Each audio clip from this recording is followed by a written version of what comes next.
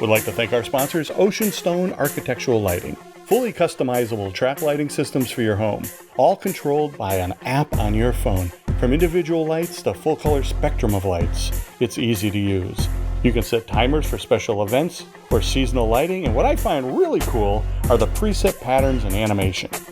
To get a free quote for your home, go to oceanstonelighting.com.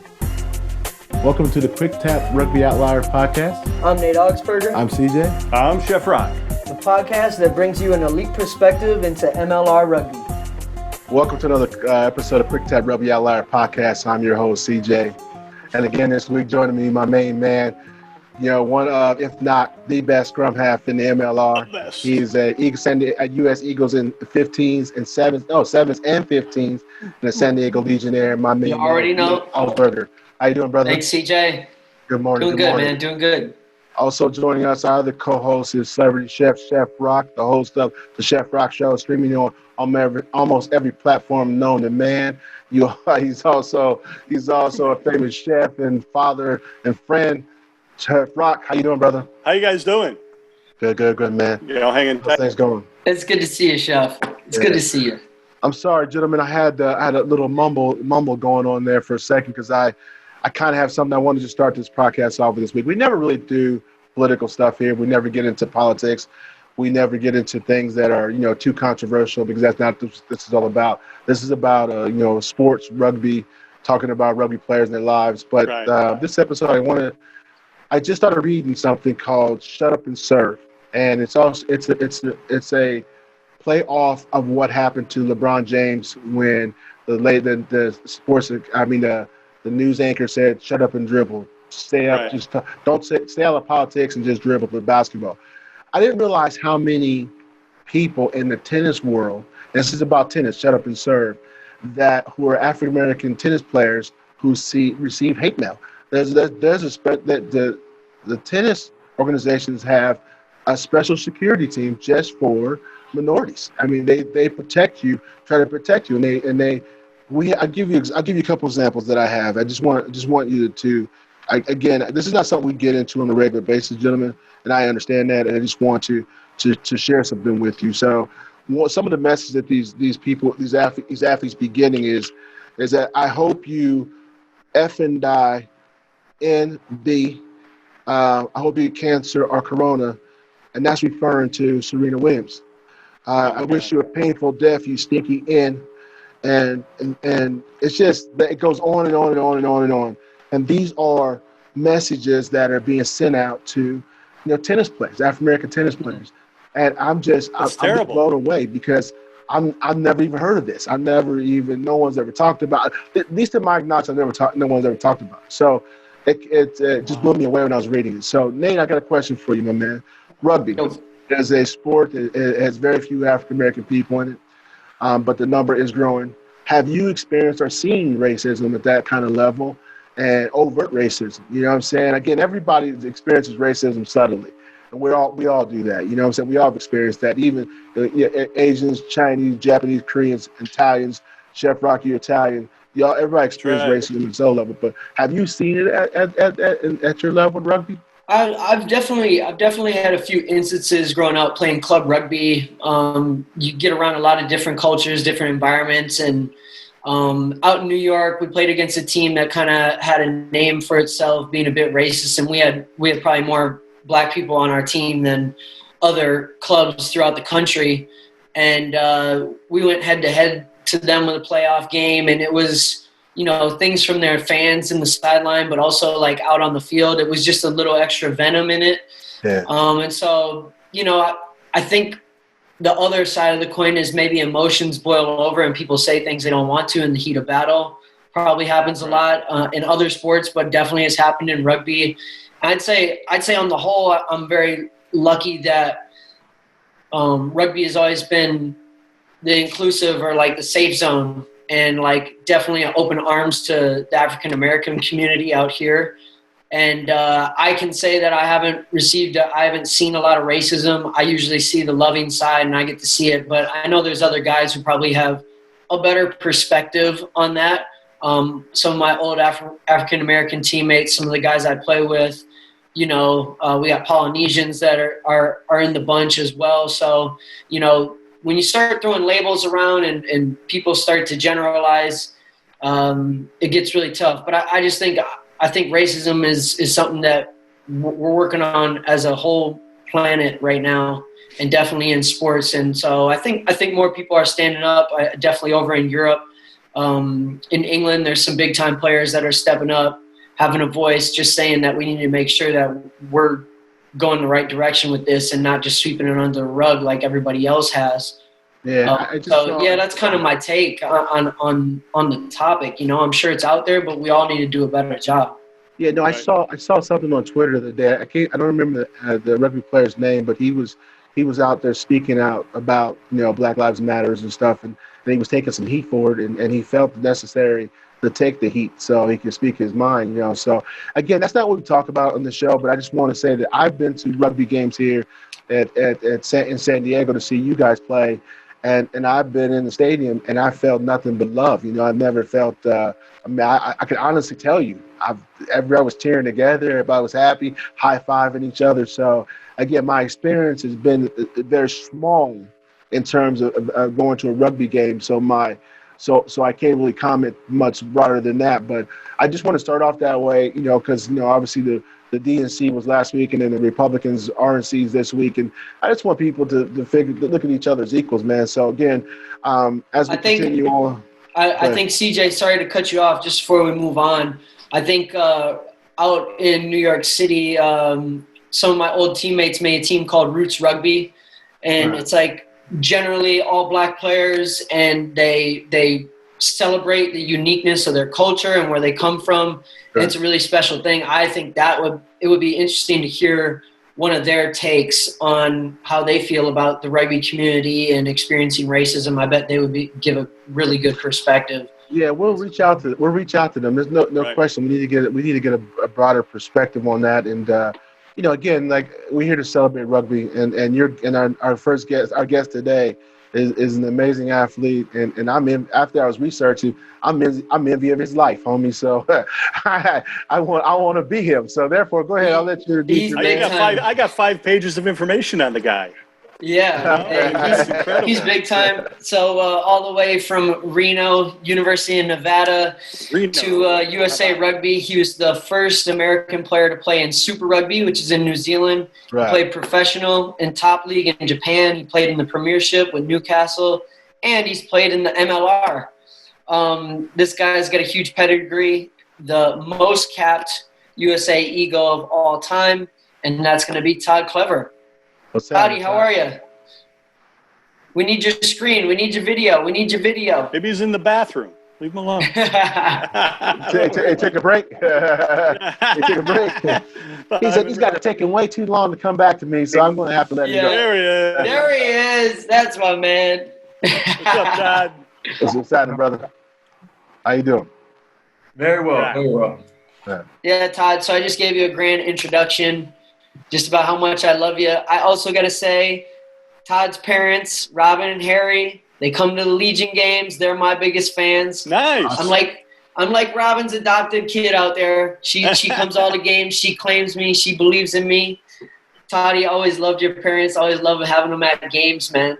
Yeah, I mean, they are the most supportive people that I know. Up in through thick and thin, through my age grade rugby, they played a huge part in it, and all my success to them and their support. I mean, they've traveled around the world numerous times watching me play in test matches, World Cups, World Games. They definitely bleed red, white, and blue, and whoever is a teammate of mine is a brother of mine, and they know that, so they treat them as a child of theirs. So they do. They totally inherit it. And I mean, for you, Toddy, you joined USA in 2003, so that's a young start. How old were you then?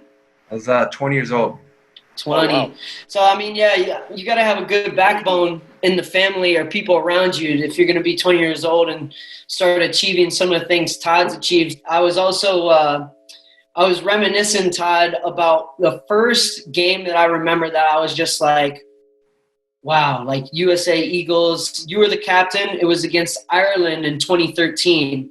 And you guys played those suckers so tough, and we lost 16-12. But that kind of had that feel that we had in Houston when we beat Scotland. It was like we're about to do this. Or even our first cap, my first cap, Todd was the captain for the game against Italy. We lost narrowly there. But that was just one of those games where I was just like, wow, Chris Wiles, these guys are special. Samu was in there, Lavala, just some really special guys out there.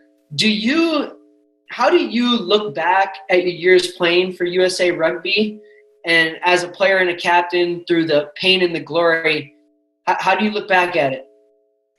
I mean, it played a huge chapter in my life, and I always knew, rugby was only, had a shelf life, and I wanted to have the right balance, and I wanted to get the most out of it and enjoy myself, and that was one of the top priorities. It was never, unfortunately, you look at these documentaries of Michael Jordan and you other books that you read, and people are like, how can I be the best of the best? And they'll do anything cutthroat to be the best. And for myself, I wanted to make wonderful memories. I wanted to train, my hardest. I wanted to be that well-rounded teammate, leader, follower, just really encompassing all the core values of rugby, and take it to that next level. And that's why whenever I signed contracts, it was never about, the money. It was always about the experience and ticking off goals.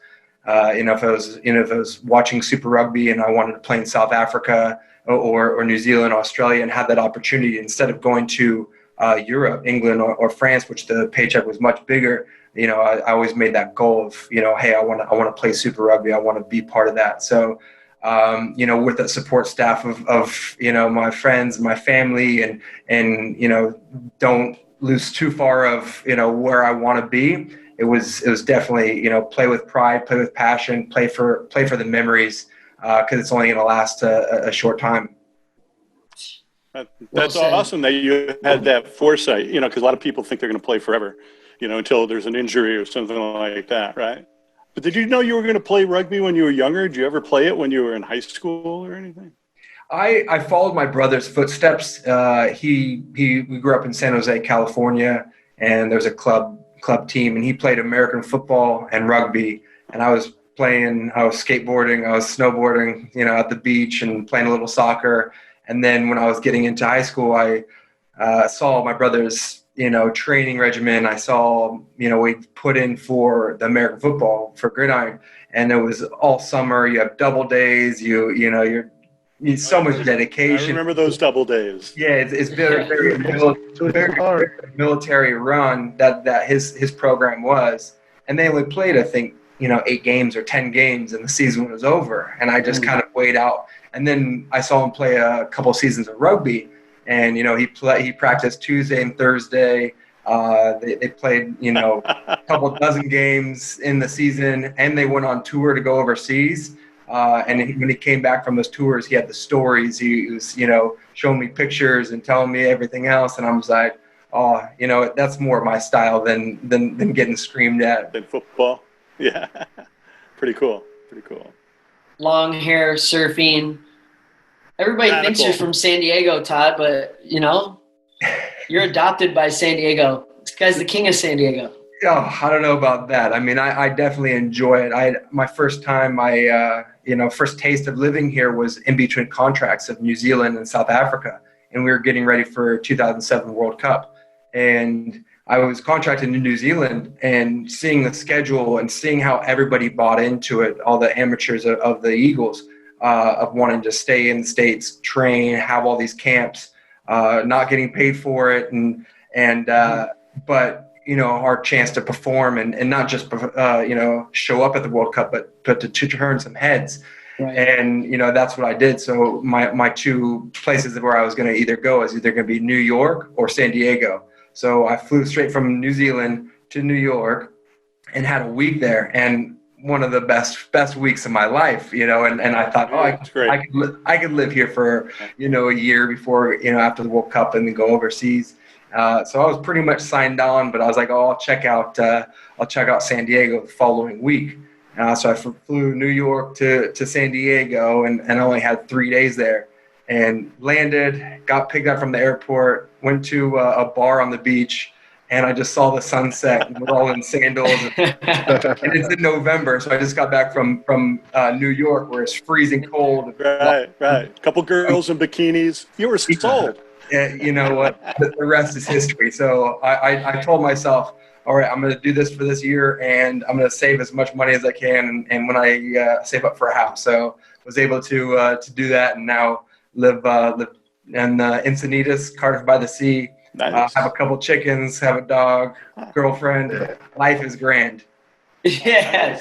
Todd, we don't get many athletes on the show who are retired, and what's it like when all that cheering you had and all those experiences that you have, what's it like when that stops? And what do you do to motivate yourself just to do regular stuff, just to get up for? I mean, you get motivated because you know you got to stay in shape to play rugby. It's a brutal sport. You know what I'm saying? But how do you get motivated to do regular stuff, like regular people? Because now you're retired, you're just doing stuff that you want to do in your life, you choose to do. Yeah, and that's always a tough question of, you know, what does that transition look like from an athlete? If they're performing for Team USA in the Olympics or World Cups or longtime professional athlete, what do they do? And my whole thing was, I'm not going to retire from rugby. I'm not going to be retired from being a player. I'm going to retire to something else. So I was lucky enough to you know, from selection to injury to everything else, I was able to avoid that and be able to retire on my own terms. And, you know, I was lucky and very fortunate, worked hard, but I knew when my time was right was, you know what, this is going to be my last game. You know, I couldn't have picked up a better storybook, you know, fairy tale ending, you know, in San Diego, World Cup qualifier against a rival, Canada. Winner of that goes to the World Cup. And that's how I wanted to see it. I had my daughter run me on the field, had my friends and family in the stands, playing with my brothers for red, white, blue. That was a great day. That was a great day. Yeah, the next day was even better for you. The next day was fun, yes. But, you know, that's you know, I was lucky enough to retire, you know, make that choice and retire to something else. And my passions are, you know, lifestyle, fitness, balance, all those sort of things that really get me motivated to, you know, be my best. So if I'm in the business meeting, or if I'm in a real estate, you know, office, or whatever the case my passions are now, I know that, you know, I've worked really hard to be at where I'm at, and it's quite easy to get motivated to go outside, to go surfing or hiking or running whenever you have weather like this in San Diego as well. So that was also another. Do you have one particular passion that you're really excited about right now, or are you just doing lots of different things? Oh, I do have a few fingers in different pies, actually. You know, real estate has always been, you know, really interest me. So I have a few properties that I run and manage and do that.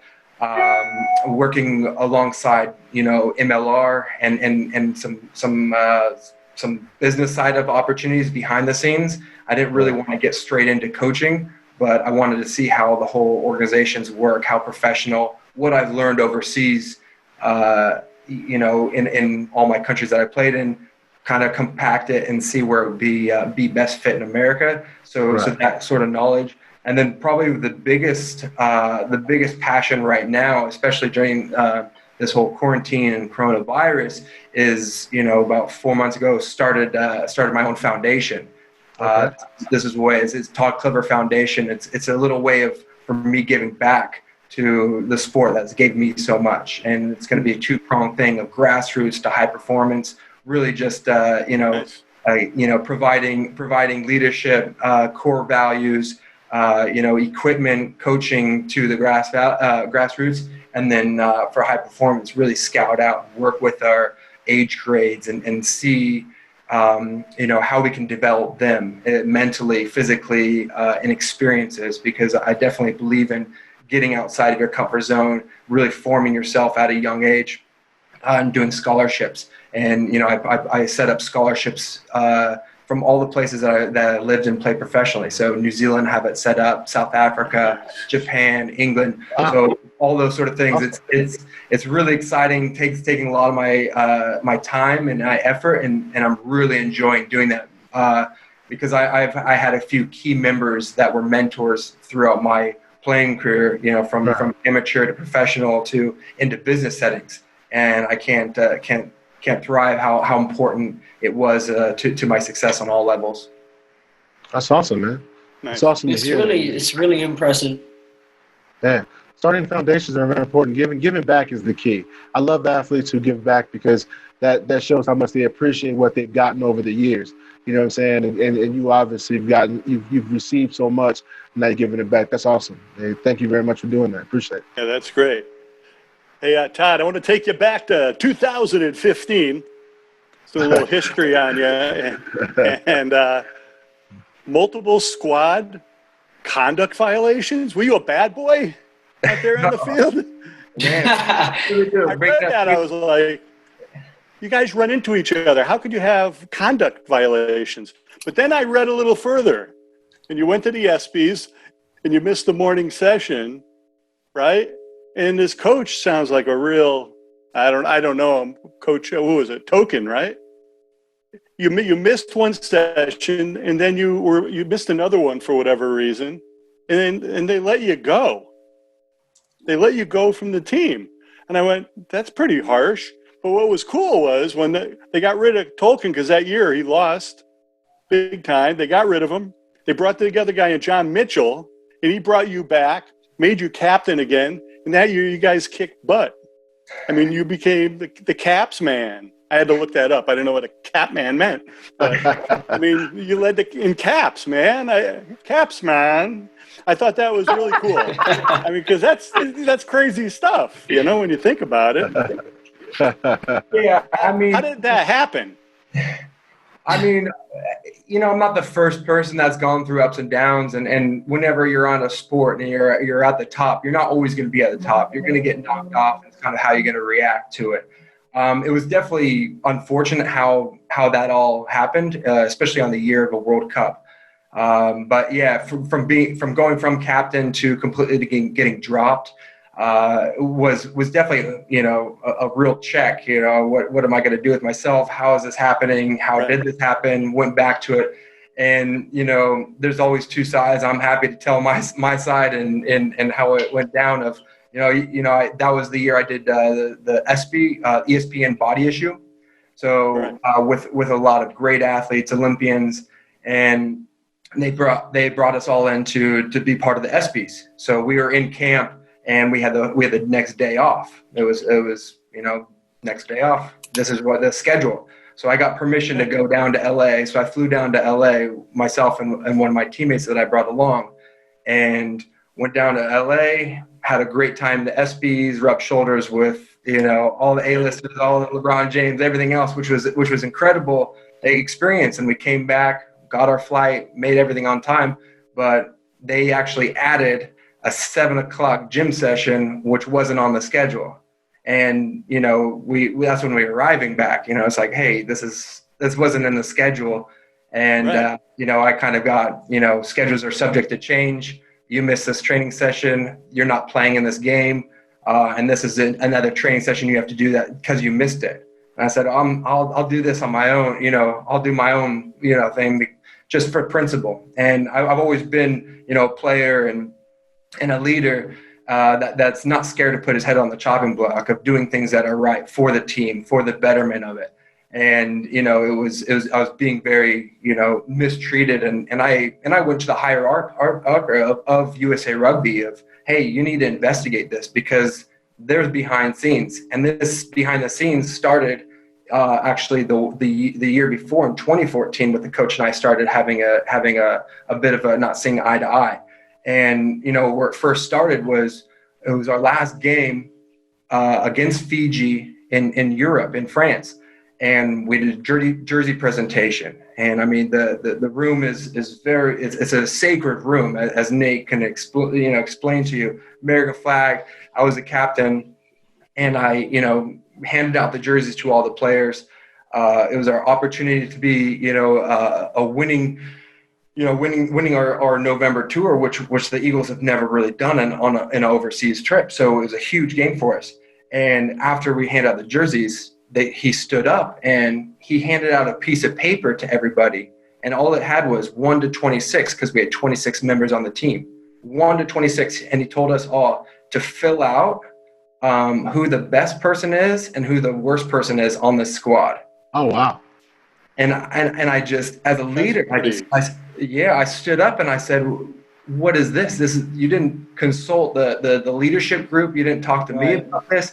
How am I supposed to, the night before our biggest game, rate the best person on the team, best player or person, I don't even remember how they did it, to the worst person, 1 to 26, and then slide it under the door. So I immediately, raised a fit of saying, hey, this is not on. This is not part of anyone's. This isn't going to help us. Exactly. Right before a game, too. The night before a game when we played Fiji. So a lot of players came to me, are you doing it? And I said, absolutely not. I have my mental side. And once you're on the elite level of Olympics or World Cups or test internationals, you have a mental switch and you have a routine that you do the night before. I get my jersey. I look at my jersey. I want to hold it. I want to see this. I write down my goals for the next game. How do I want to do this? It's not about rating my roommate and the guy across the hall and someone that I just met 3 weeks ago or someone that I've been playing with for 10 years.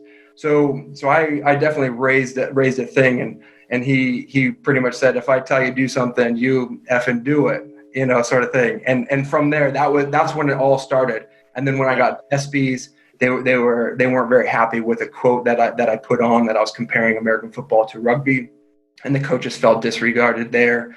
And basically I felt as though that I was set up of missing that 7 a.m. Schedule, because he knew my flights, he knew when I was coming back, everything else. Right. So it was definitely a disappointment, missing that World Cup and missing that year, because, going from captain to nothing, to not even going to the squad was definitely a big check. But luckily, John Mitchell, got the job, and I knew him from South Africa days. And once he got the job, he gave me a call, and he pretty much asked me, he's like, hey, are you willing to come back? You're not retired, are you? I said, no, I'm not retired. And I told him I want to end on my own terms. And he's like, well, if I bring you back, I want to bring you back. What's your role? What role do you want to be? I told him, I said, hey, I don't want to be a captain. I don't want to be a leader. I just want an opportunity. Give me that one jersey and let me loose. And he liked that. And I was with this squad for a week, when we had a camp. And then from there, he gave me the captain's band. He's like, no, you're our captain. I don't want that. So the reason I brought it up, Todd, was because I admired you for that. I mean, to have that kind of, I knew there was some politics involved. To have that happen, and then for you to come back and then kick ass that year and be the captain again, I mean, that's like a fairy tale story, I thought that was really cool. Yeah.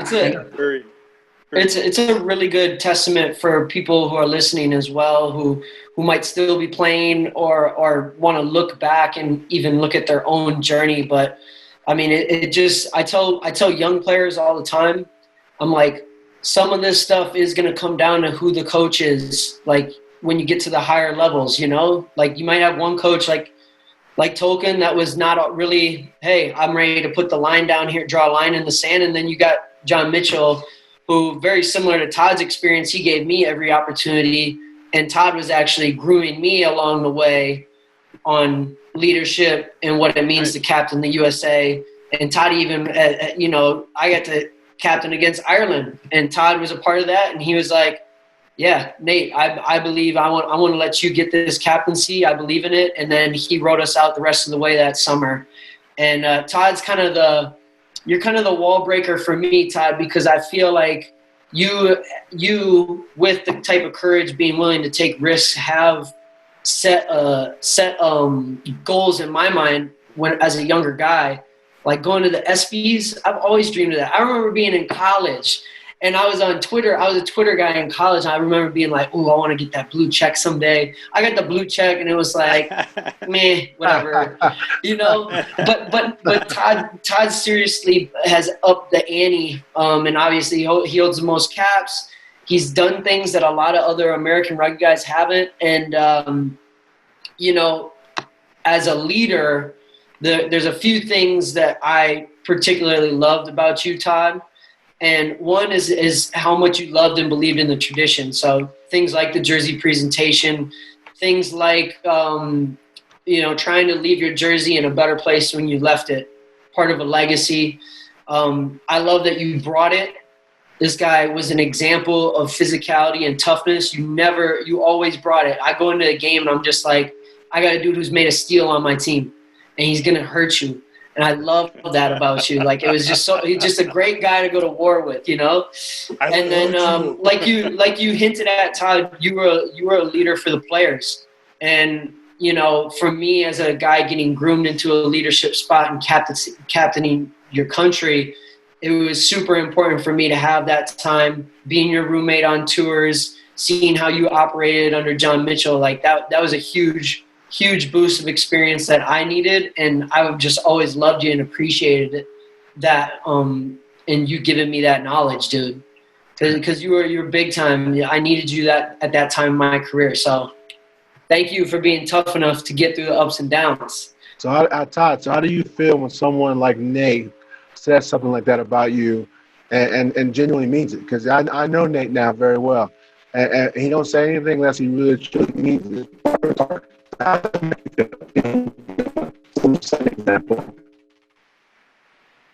Yeah, I mean, I can't think enough. I mean, Nate, I remember him coming into the Eagles and getting his debut against Italy in 2016, and that was my hometown as well. So, you know, having that and the build up for myself of all that. And what he's done with his career, you know, of being a fan of him with the Sevens program, going into, you know, Rio, and how tough on being a fringe player. I definitely know that role, because I've played that role, you know, when I was 19, 20, and then 20, 21, sort of, if it was in a professional club or if it was with the U.S. national team. So it definitely shapes you into character and how much you have to dig deep and know the betterment of what you're doing is for the team. It's not selfish at all. And, you know, Nate is definitely that way. And I remember for that Ireland game, and there was talks of it, and there's leadership roles and talking with the coaches, and just the pride that Nate has, how the passion that he plays with, people get behind. You know, he's, you know, 5'8" and 180 pounds or whatever. You know, I'm guessing the weight, 5'9". That was pretty good. I'll take those numbers. But I mean, the 5'8". 3 inches. Yeah, I'll take those. He's not the biggest guy, what I'm saying, but his heart and his leadership ability and people that are passionate about it, it doesn't matter. And especially with rugby, how inclusive the sport is of it. And he could be the smallest guy, he could be the biggest guy, he could be the average guy. If he's saying the right things, but more importantly, doing the right things, people are going to follow that. And that's where, you know, you're going to win those games in those 70 to 80 minute marks. And you know, it was a pleasure, and so proud to play with Nate, and it's so nice to hear those things from him as well. That's awesome, man, because we are rugby novice, and I myself, I can't speak much for Chef Rock, because this is the part of the show that Chef Rock reminisces about his old life and his old football stuff. So he's going to tell a story in a few minutes, I'm sure. But I'll just say, so that's coming soon. But since we're rugby novice, I got a story I got to tell. because we don't know rugby like Nate does or everybody else. So we take what Nate says very seriously, and we listen to him, and what he talks about, we actually kind of you know, embody that sort of that feeling when he kind of tells us about rugby. So now I'm letting you know you're a fan for life. I know that you don't play anymore, but what you do, I'm going to be a supporter of that, because when Nate says that about somebody, I truly respect it. So you're part of our family now. So this is the part of the show we let Chef Rock go and tell a story. So go ahead and tell a story. Chef Rock needs the floor. Yeah, what's funny is what I really admired about you, Todd, because I try to read all the bios on our guests, you know, and I'm learning about the game. And, the reason I brought up that story about the misconduct and all that, it wasn't about that. It was about what you did in that circumstance. And I knew you probably had your reasons for, now I know more inside info. Thanks. And I think that what you did afterwards was spectacular. And I think you had the edge. You had the edge because mentally you were ready to go. So I got a little story I'd like to tell you. When I wrestled in high school 4 years, and my best year was my sophomore year.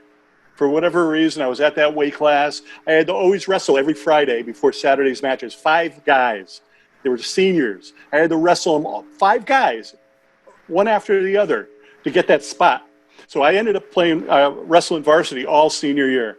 So I make it to the state finals. Not to the finals, but to the states.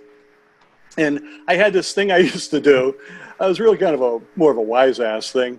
I would, when we'd go, they line up the teams. And then when they call your name, you go meet your competitor.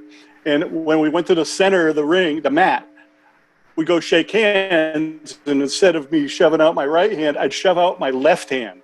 And the guy would shove, and he would not know how to, what the heck happened there? And then you get all flustered, and you get mad, and then he'd come running right at me. As soon as blow the whistle, he'd come running at me in the center of the mat, and I would just slide under, take a leg, fireman's carry, pinned. And I made it all the way. I got 5th in the state. Here I am, a young guy. And I said, wow, was that cheating? No, that wasn't cheating. That was being smart because I pissed that guy off. So the lesson for today my story, and I'm sticking with it. So the lesson for today is to frustrate your opponent if you want to get 5th place. If you want to be the best, don't frustrate your opponent. Right. I had to take it one step further to get the 1st and 2nd, but I didn't want to go there. Okay. Oh my God! Hey, I love it. I got to clap for that one. That was the best I heard in a long time, dude. Okay. I love picturing you in a wrestling uniform, Chef. I weighed 132 pounds, which is really the size of my leg right now. So Todd, but those were the days, man. We never get into Todd. We never get into personal people's lives, but I just want to say, man, how does it feel to wake up every day to a woman that's on TV all the time? When I was watching this, I was like, hey, I've seen her. I'm a big fan of Castle, and I love The Shield. You know what I'm saying? So it's like I watch all those shows. I'm like, man, so 7 degrees of separation is really happening to me today. Yeah. So how does that feel, brother? No, I'm envious of your life now. No, yeah, Maya's amazing. She's so talented, and during this time, both of our times, our work has pretty much completely stopped. So the last 5 months, we've been inseparable, and getting to know her even more and deeper, and what kind of person she is and what she does is unreal, and she's best person on this planet and love her to death, and it's amazing to be connected to have that. And so above the movie star and the TV shows and everything else, she's a whole awesome wonderful person, and comes from a great family. And really proud of her and what she does and betterments, and makes me a better person as well. So, can't say enough nice things about it, and how happy, that I am that we are, with that. So to answer your question in short, that was a long answer. It feels good to wake up with her every morning. Especially after being quarantined. Keep saying exactly, because we're recording it, and somewhere down the road you're going to be in the doghouse. You might have to pull out that tape. Look at all the good stuff I said about you when I was on the Quick Tap podcast. Come on. Yeah, the quarantine makes it hard, but if you could say all those things after quarantine, man, that really is special. Have you thought about acting because she's an actress? Are you thought about it? I've thought about what? Have you thought about acting because she's an actress? Have you thought of something, giving it a try, or no? No, I think that's why it works out really well. Is I'm not an actor and she's an actress. Yeah. But now, Hollywood has pretty much shut down, and there's self tapes now. So in the readings. So I'm behind the camera sometimes helping her read, lines. Nice. And again, that's why, one of the things that amazes me so much. And, just the other day we did this, dialogue, and it was 6 pages long, and I'm reading off it. And she had it for a day and a half. and she memorized this whole thing, acts out this on camera. And I just so it just cements the fact that no, I cannot be an actor. Not because I'm not very good, but it's because I can't memorize that like that. Got you. Yeah, it's awesome. You got to remember. Hands where I can see him. And I'm Ron Burgundy. I'm Ron Burgundy. Put down that glass of milk. You can play an athlete maybe in a rugby part. You know. So. So listen, man, we always give everybody an opportunity, man, and it's great to spend time with you. We learned a lot about you today, and so we give everybody who comes on the show an opportunity to say something to our audience and their audience, and to inspire them and to motivate them. You said a lot of good things about your foundation and stuff like that. So if we give you an opportunity, what would you like to say to our fans and our audience, and to your fans and your audience?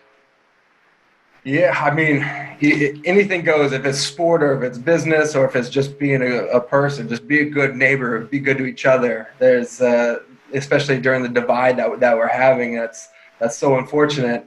Most people are in that middle, and love thy neighbor, be a good person, have fun doing it, share and spread, your wealth, the gratitude, across the board. And, that's pretty much the biggest message now that I think a lot of people need to hear, these sports stars or politicians or the guy named Joe or Susan down the street sort of thing. So whatever that case may be, it's be a good person, be a good neighbor, and show gratitude. Awesome, man. Thank you very much. Nate, you got any closing things you'd like to say? Yeah, hey, Todd, man, I truly appreciate your time on here. You're outstanding. Gosh, you said some things. I probably could have stopped you a million times, man, because you were just saying some really awesome, positive things. I just love how you talked about some of the attributes that you got from being a professional rugby player, just kind of groomed you into being prepared for after rugby. And I can't be said enough that how much of the coaching and the things that you are being taught, teaching the kids and then getting knowledge and giving knowledge, how much that pushes us along in our preparation for things that we're going to do after rugby, after sport, as we get older, the type of men, type of people we want to be. So I love that you were able to spread that message with us today, man. And, I love you. I have the utmost respect for you. And I'm just happy to see you smiling on IG all day, and I got to come over there at Cardiff and see you sometime, Come on over, man. I'll heat up the hot tub for you, throw up the grill, throw some good You guys hear that? Yeah. I think it's an invitation to all of us, right? That was an invitation to all of us, right? Everybody's welcome. There's enough room. Yeah. That was a self-invite, by the way. Ribs. Chef Rock. Hey, I just wanted to say, I wanted to thank Todd, for coming on. Obviously, rugby's new to us, but, me and CJ, sports is not new to us. And we know a lot of guys that retire and they're like bitter, angry. Something's always a problem. It's good to see someone that is still got love for the game and still has the passion to help others, because that's kind of gone right now in a lot of cases. So it's good to see. And I'm glad you came on the show, because it's always nice to hear other people tell us, hey, there's still hope out there and I can help you. And I got a foundation that we can maybe reach out to your family or friends or your neighbors. Like you said it perfectly. We all got to, help each other, get along. One big well hug. said, Chef. Yeah. Well, I appreciate you guys having me on. That's for sure. I had a good time having and reminiscing. Thanks, Chef, for bringing up 2015. I'm still. I wasn't sure where he was going with that, but I'm glad it ended well. It was not, I'm not Barbara Walters. I wasn't trying to make him cry. He's cold. He's got ice in his veins. He wasn't going to flinch. Barbara Walters. That's my cat right there. I knew what the ending was. Kurt came up. Todd, thank you very much for coming on, man. We really appreciate it. Nate always finds people to bring on. He's in charge of our guests, and it brings people come on that actually inspire us and help and make us think about what we're doing. So again, thank you very much. We look forward to seeing you in your future endeavors and supporting your foundation. And we always do this thing quick tap out, brother. Quick tap out.